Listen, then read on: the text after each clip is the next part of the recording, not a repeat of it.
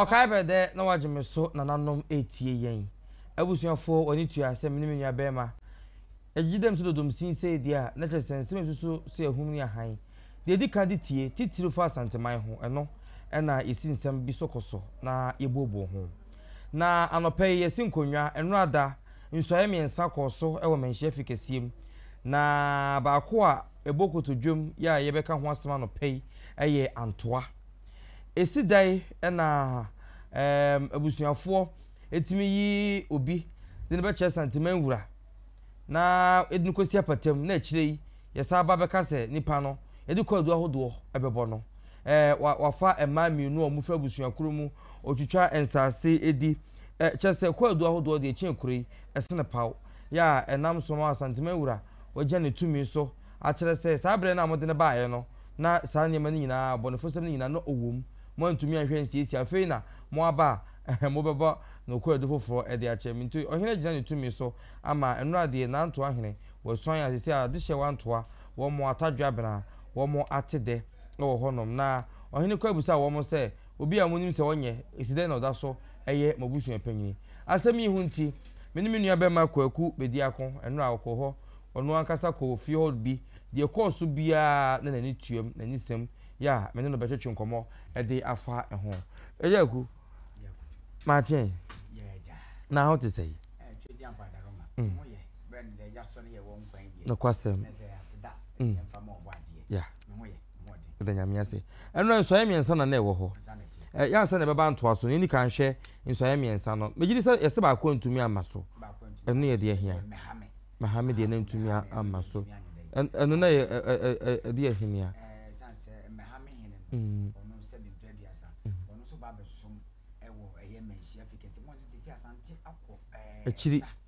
tre nti se de na no ye hwe ba bia de bibi wo a wo ba ye den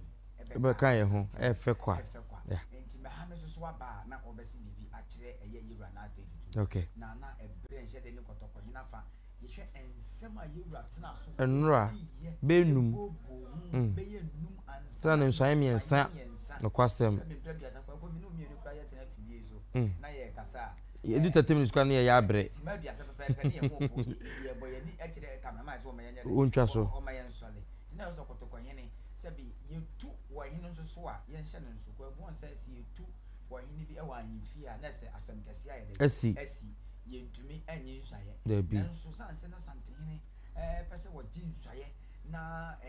wo mbobbo bi so sase si anu nkonya atoto nyina Asantehene pribi aye de aka ho se de be ya kuru no enam pan yeah wati ase se wo hene e wo kuru no mabeboa ntuntu nyuma bia no se bi nya Asantehene na beko abakofa aba enu ti ne yeyi se wo kokko gine ma Asantehene na enu sini ana na man hene ana ni dikuru wati ase na won so kwa abonten akwa prim ntuntu nyuma dia ba be som kuru dia ba be som Asantehene no kwasem nti enura me ha me ntumi anya dai ensan Antoa ene 7:30 eye utu for donfo Adankwame eye ADUMASA onu so eye dai e ba ye Adankwame so ye dai e kan nsuan na doso yes Adankwame do tumi swan Adankwame de na yewura so be nsuan na nadwo no okay se enu no kwa kwaje no se bi betoketuam okay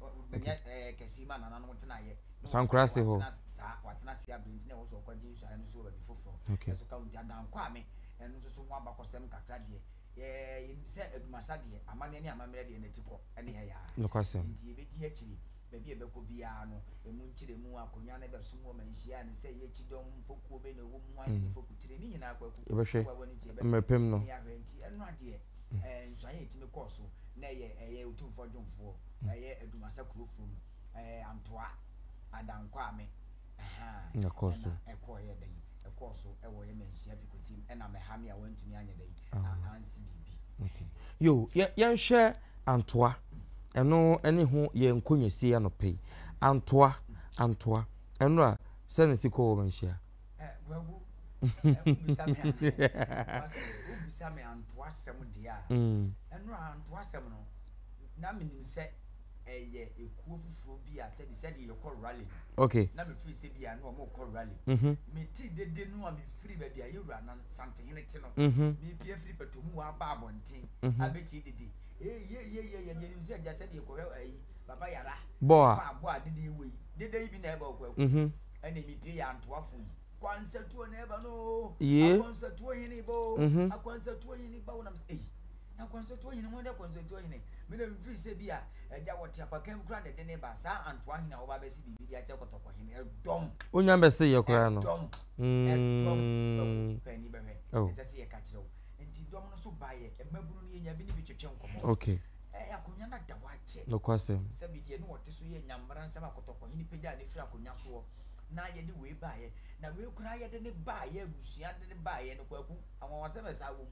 yede abusua sebe mpedasa pani kwefoli ya ise oya Akwansatuo ya Antoahene yede ne ba ye ne sare ne gina kotokɔhene ye sebe bo no kwagu kwoti bi wai wa na odo wa de aba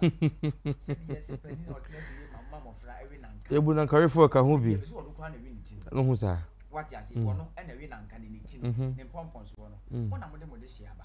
afi kwaadu ye sebe bo na ne hin tie no ade kotokɔhene gina ne tumi a oyɛ den owo so esi eye Antoahene Akwansatuo hene a oye Antoahene asisi a no esi di Antoa atadwefo wa matide no kwasem ehene ewo kunso sade na yesi ehu no wo hwe kwaadu baaye wafo obi yire pen waton sase adi ni nsem bebrebe de bobo no nanka yinsu se obenya saa fans no ana achidifo no na yinsusu osusu se omo anu mu di na chi na yabusua na kromafo na ana ohwa ahefo na abusua no gina na chi ewiase no yesi efi abusua wo etwawa ne kuro ewuda dabi wati ase uti abo bi beka wa ni funtum no kwasem kwakuyi di wona na ekoba no wono a ne baba ye wo ebi mu be bo no kwaadu okay wona every mpuntunuma na wo presem sebi Antoa ti apantamo se kwa won kwa Antoa da no kwasem ye nana nyama eya Antoa nsu nyama da ho no mu asebi ye nana no koso kogu nsa ekomu kosa nsu no eno na ye nana no mu anu mu onya nkwa beduru ne no kwagu tesi aye de wo kwa unyi ni se nsu no ne da ho debi esai ye wura so ama ye hu se puduo e wa Antoa kuro dua ni enti Akwansatuo abai no e wo se sebi mpredua se wo ye dai puduo no ba bi akobia no na nanu tumi nti ebesa ye dai ebesa nya ba nti na se enura no Antoa no kwaadu a de ball no se wafa wo ba si aye dan he etu fie empete edi wo nama ebika wati ase na se bi ka dia na se enura de ka ye no eni di yewura eye baafo ne oya Akwansatuo a oya Antoahene echi ede ba menhia nti kwaadu ede ba ball no so wafa wo yere oyu obi ada wo ka mu wafa ma mi wafa mi no kwaku asefem se bi awie bre e umi ye pepani ama na di anim enya bre na ye de panini ba se bi wo ba mi su se oba be ka se ne ma ne die mu nko an oba be ye Antoaman nti no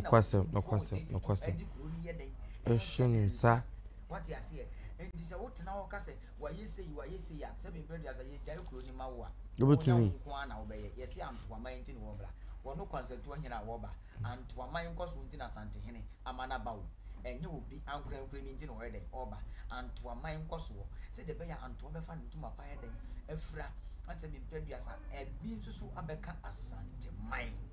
enu nti na ye bre kwaku nti se enura kwaadu o mo de ball no ye ball no ye ti no ye kan no kotokɔhene amana so pomponsu no kwasem yanhwe ugidi se fanse bra na ohene se abusua no emfa obi emekire ana ka omode aja usu ba yi na womo ede kwaadu ba ya ko ohene still no beje ntumi so asi no ana eye late ntia kwakuyi efa ba bi na men ka ne fa ba ko na men san ka ne fa ba so efa ba bi me ka ne se nka kwaadu no e ba ye wona ede yewura Akwansatuo hene e ba ye sabe bo no kwaadu akire no omudi kan be bo kwaadu no ansa no mode ne be kire dia Asantehene twen nsuan ne be dai e san ye na nso mo na mode na ba eno wa betena patam na wotwemienu amane amamre wo se ye kire no kwaku ya kire na wie edi ebiem ne kwaadu bo edi na muhu ye sebi una do de hia ba se wei ene ye pen so meso Antoa ona nanu mutum no nso se Antoa e man Akwansatuo hene na die na afa ya ba mu edi na akote amamu osoro a fedie ye sade ne ba abeka kire se ye gine tuma enye ye di ade nese kotokohene wo mo pra mo sa de ko adu ne ba no mo de kotokohene se bempredua sama no da so bi na so mo de kotokohene ni mu ye fom what you say sanso be gina opemu kakraka yanim e de wo de hia ba se o gini di na echire o sa be kan san foforo a wo de tesuo gina wo ni makasa che kotokohene na wo so wo ma wo ko na wo ma ne be san sanse wa na wo de ne ye dai e de ne ba ye e fa ba bi so no da bi ko adu no ye bo anantam ebe kan se wodi ade ni bi enye yie se bi predua san ye se ye kan tam kese wa santima ma ye de prade we nya ehwere wo ananya sanity e ba ye na ebia abusua de ne ba ye na be se ene me ka mi rantam egu so ene wo ka ye rantam egu no so se kim ene ye se bi ka omuntimi emfa ema wo se ye wura nya ametere ma mo ko hwehwe mu die ti a mo mo de chie ne ye dai e ba ye no masa ko kantam na entama mam na ye kwa dubo ne de da bi untimi fata Asantehene wanting to suo to form fa ne techere mansa amfa o ye kasa preko sa na otie nti kwa du a wo de ba ye se wa amfa ma wo medie de ye mede ne se antoa tadwufo wa o mate de na meso mani age san se ye nyina be boa yen e be boa ye santoa nya hene ya mpuntu nyuma be ba ho emmabu na na wi nu bone ya bo ya so chichichiche ne me bo ye ho ya kwaku me se enra emmabu nu ba menhia papa pani bebe Antoahene ba you wo mo ba papa na che so wo mo pe no wo mo hia no o mo hia ne yese di wo fu bia pa ni pia no enti wo dusu se nana Akwansatuo hene wa ba e ya Antoahene wo besi bi kire wotumfuo enti wo ye nyema bone a enti nka mabu na tikuro mu ho wo di na chi be fa hyen be ye wo hwe ani akiri adi akiri na ba manhia edi enti ya wono nko apata mienza ho apata obi e bisan ya ye boba ako na wono no abetena ase Akwansatuo hene apata poli mienza en wono ne dugu ase bi mu kura nkoso en bi mu tete nchen kwaku enu ade se de me kan se ne wo se ni ye ko de na me gidi se producer so be ba ayefo de ye kan omo hu bi so ehu de ye kan e don ba ho de yo ye wo juma ye to a di Antoahene kura wonya me so ayi no ye di si bo dwom sanse mabunu emma ani age adentia omo so afi de mbenya pani di asem to wo mo a omo be ko dwane atoa no question kwaku yen hwa de bi wo ha se obiti antoa ana obiti baabi na wo se ohene santima wura ayi obi ama antoa man a oni pa ko na yadwen ase on the to me so na ayi hina ma wo mo a oni no be yadwen kwaku Asantehene asem obeka to Asantehene de beto fom bia eye okay di utumfo se tutu otoso mienu wo tikuru ye krawe ni brawe mo maso wono na akọ nsam pempem agye nsanse pempem abọ ne bu wo twam ko di vu awo anka watra mali yo enti nya Ghana hanko na Asantehene ni din wo enti di obeka bi ya ye gitum ye som hwade ye nyina ye wura ene Asantehene dia ensase wo Asantehene mu kuro bi ya sha Asantehene mu se bi ye na nanom chekere ye eto ho no mu a yesi ye pa ebe hunti ne chekere bo ano meboa ya chekere to ho dada enya fe na Asantehene ba eno aba be sani ma be hwem we ma yi we afiri ye wo mu na no ha no e wo mu na Asantehene ba ye wura Asantehene ka simbi eye mede wo se wo no de omo nko a obeko sanse wo se tutu na se tutu wo se tutu di kan wo de kokoduro ene se bi preduasa me mayo ene chekere Asantehene ye den eto wo wanfa ehu ene chekere Asantehene ye nyi hini ma obi o abusua atu ahene ne yesi ahene kontre ni akom abusua pani oba pani ete wono mo oba pani ni wono mo a ye pe wona esi akonwa e wa akọ sebi akonwa kora e ba no mo na mo amutam te se wona de ye nana Akwansatuo e ba ye no sa wo mo si hini pe de de hia wo me di ade ne ye nya de wo ba na ye de wo begina Asantehene ni mo be kire Asantehene ese wi ane ye pe no na Asantehene enso hwe no na ne yesi medika aka to Asantehene sinati kadwa so a onye sebi se de yehu ne se wonam ho ne biem sikadwa ne kasa sa abre no na sikadwa tumi sane Asantehene so na wo hwew na wo kase wo mpewo a ye mpewo sa na tie okay ye de uba begina ho na Asantehene hwew wo hwe wudi wo beka wo ho abako sem firi bra ye wo ebesi bra wo ba begina nanim wo hwew na wo nsem fata se wudi sa akonya na ye yo beka so wo mfanye den ema ni mo hwew di biredi mu eniema wo hene 7 previous will be a woman hene or ya won't mean hene what did them what will be said the near boy papa you could do an end of we any mabasa or hene Sadriam bedroom Sadriam unam bedroom nature yes it was so or hene 19 vichiro and skin in one of vichiro or hene pia you front to ma Sani money na ye who Sani money in everyone will be reda Ness would dim so be diaconia Asantehene diaconia in general Antoa a 2 years here want to him and a woman this year by and Asantehene didn't to me I won't be a man so about Tanaconia no you could so a man Antoa Asantehene dear okay and you will be a dear Asantema you 2 for dear and to another boy hene on the 2 hene on the sea hene no question sanity and Asantehene would to me say this year walk and I wouldn't this year so I wouldn't be dear David Sebi Antoahene baba dawi and I will who this year a walk Akunyano Yakotamwa when this year Asantehene bepam sansi yebehwe abusuadu an what to say no ma me ne hwan okora wo nana ne hwan enti no muso mpompo nsuom na so mu suan e de ahye Asantehene a o mu sha ase bobo mo nana no ma bedi akonya ne bi ye dai akoni din no wo kan ho bi abusuadu a wo kan ho dia ye de wo di akonya ma ne ye ye hwe mu no oye busua pani ko fori wo di ade ye yie enti ne wo se Asantehene di akonya ne ye dai emma no ti Asantehene wo tumi so di akonya no anto akonya e ma Akwansatuo eyasam kitu enu na ho ye de pa ebi su no na ebi so esere enyasam kitu asemi esi wana emwa abra ye gina wa branch bi binim zemfoni no producer bi na osuba hwe kwaku Asantehene atena se be bobo ne nsem di nsem no ogo na obi asole so kokantam na se eja wonu ase otisha uche ase ye preso fo no bi no ye hu ni ye kekaw obekwa tifia ko hu nsuo no ba fo bi sa wo mo ne wo mo koba na mu bi ene be yi wa de ama sa biase se won suru sebi previous an yonko a wona ne nam de wom abusua wo firi mu a sebi e be hawo da bi yenti a meka sa ne se edom na efo ehyen se antoafo mu nyina e ba antoa no e mu bi e fa ho sebi previous an e ko so ko kantam e di ntia e so no on preso ana on preso na yen twan so ma wo nka entam ne da biara da e ma ne ye yi san se tumfo se tutu na ntam wo no won ne betima tra ntam so wono ene betima kan ntam asem wono na ntam se be preduasa okase empu na empu no enhia ehie wono ne tu hene wono ne boy hene no ne si ahene okay tumfo se tutu na ntam wo no enti wo be kan ntam wo manhia bra wo tumfo be se hene a wo betima fa wo ntam se ntam no ne mu ade wo be ye se bi onna ntam ye ne dia ntam wura no tumfo obi en wo betima ka Asantehene ntam agese wono amu meno mi eni ntimi nka no yo ba na bema ba abranti wa won pen wase ma 7 previous wo betene ba bi na wo ye de hu so won pen ho ase suti kwakoi ma menka se mu obi a odwa wanwa na bo anyina ya obi onye wanwa etu onye sa no tie wo di agire ba bi ko de wo di domnim won wa ye ne ho te se Zakios ya soma no bia na ko furu dua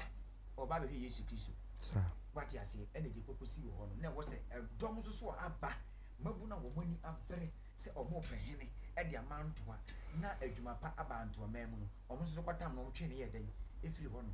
na se de anigye e blantoa man se no de bantoa ni se bi titiru na kuro ni mo omo du kuro ni mo no yeso ya na Akwansatuo hene wa apakan mu sa kwagui kwagu anigye ba manhia nra ebeba manhia nra nra manhia betima kasa antoafo je fai omo nyina wona ne wo nyina manhia antoafo nko a sanse adumfo bai ne domo de bai me huye me si antoa de ampata sen ma akoma me nsa de ye dai ebo yesi ho no dom odi bi ye dai eba pa nti aje ebo wonya ba be dai ba bi duru ye nya Antoahene ye da tumfo siti tu na me kese no tikuru ye ne krawe ne brawe mo maso wono no kai wo mu ne kasa ne yeti nana wadaroma ye de wo ka e na ye mabuna ye tiase ye nso so ye ka wo ka ye pusi yeti ye nim se de ye e na wo pre e de ama Asantehene ye da wase na nana ntwe di ampon akonya wo tie so sikadwa na me wo nhira wo wonya wo kase nyiri che o na wo nana no ye hu ye nya wo so fa so san se tutu na se tu wa ma hinya ya konno na ye fe wo ba ye yenhwe suku adan education fund e di ade na kotoko hene wonye ye say akonya atoni egu bia shin say de bia mpuntu nyuma bebe ba mia na atinche na so mpeni a o so mpeni a sase wa e de Asantehene beka eni yedi so okay bede na nanom etie no kwasem ni nanom etie ye sanse amamra ni amane de ha ene biaya onsa betumi asoso bi aha ena yede dwumadi ni nyina ebeba na wieye ADUMASA TV so ena guso a wo hwe no bomoden subscribe your page no Facebook so benya the same videos no ewo ho ko hwe bi na fo adwenche so to na ne yendi ntoa ye ba ho no mo a na a notify o say yenso so ya ba live no so be dey dey atesem hene kwaku me ne kwaku be di akon ena bo enkomo yi e ma wo mo anitie Jimmy Ahene wa makrao